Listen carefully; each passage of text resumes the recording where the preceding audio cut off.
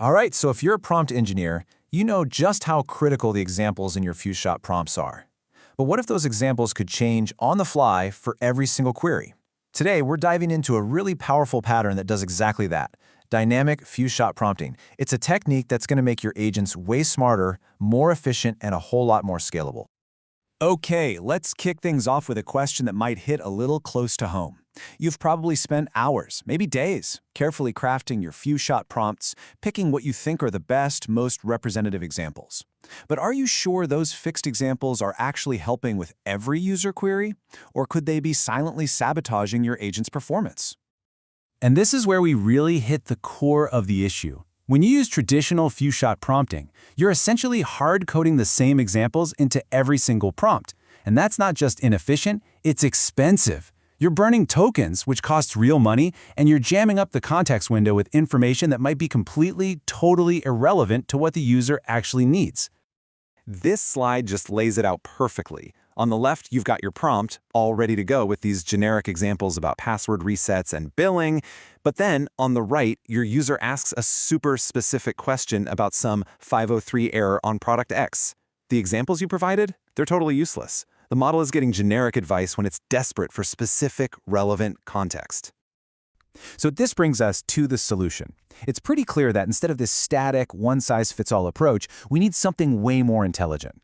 We need a system that can look at every single incoming query and instantly find the absolute best examples to guide the language model. And that is the whole idea behind dynamic few-shot prompting. I love this analogy. Think of it like a smart librarian. A standard, static prompt is like a librarian who just hands the same 3 books to every single person who walks in the door, no matter what they ask for. But a dynamic prompt? That's a librarian who actually listens to your question, walks over to the shelves, and pulls out the 3 most relevant passages from the entire library to help you out. It's a night and day difference. So how does this smart librarian actually work? What's the magic behind the curtain? Well, the secret sauce is a really powerful technique you've probably heard of called Retrieval Augmented Generation, or RAG. At its core, RAG is all about grabbing relevant info from a knowledge base before you generate a response. We're just tweaking it a bit here to retrieve examples instead of straight facts. The entire process breaks down into this really elegant 5-step flow. It's simple, but it's incredibly powerful. First, the user's query comes in. Second, we turn that query into a special numerical representation called an embedding. Third, we use that embedding to search our database of all our potential examples.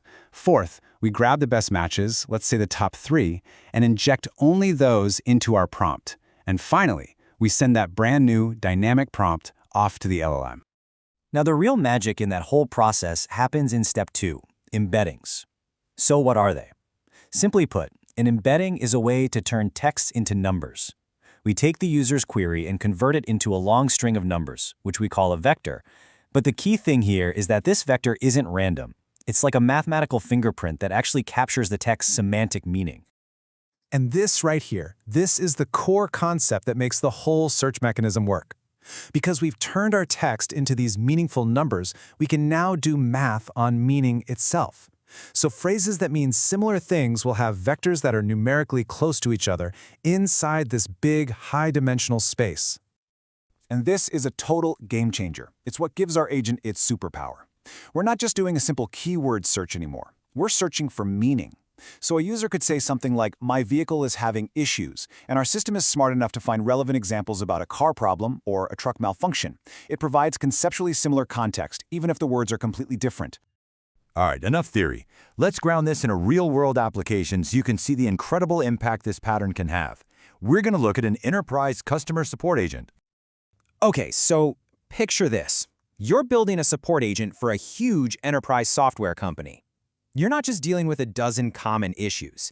You're dealing with thousands of different, super specific, and often pretty technical customer problems. Trying to create a static prompt for that, it's just impossible. A total non-starter. But with a dynamic system, the results are perfectly tailored every single time. A user complains about their VPN on macOS Sonoma, boom. The system doesn't grab some random example about billing. It finds historical examples about solving Sonoma-specific VPN issues and general network troubleshooting. A user can't export a PDF. It pulls examples about fixing PDF errors and checking permissions. It's bespoke context, delivered on demand. Okay, so let's wrap this up. What's the big takeaway for you, the prompt engineer here? Well, implementing this pattern gives you a serious, undeniable edge when you're building sophisticated agents. The benefits are just so clear and impactful. First, you save money because you stop burning tokens on useless examples. Second, you get way higher accuracy, which is a no-brainer. Better context means better answers. And third, and this might be the biggest deal of all, is massive scalability. Your agent can now handle a nearly unlimited number of topics, and you never have to manually update a static prompt again. Your example database just grows, and the agent gets smarter. And this leaves us with a final, really interesting question to think about. You now have the power to make your examples dynamic, to pull them from a huge library of knowledge whenever you need them. So, what's next? What other static, hard-coded parts of your prompts, your instructions, your rules, maybe even your personas, are just sitting there, waiting for a dynamic upgrade?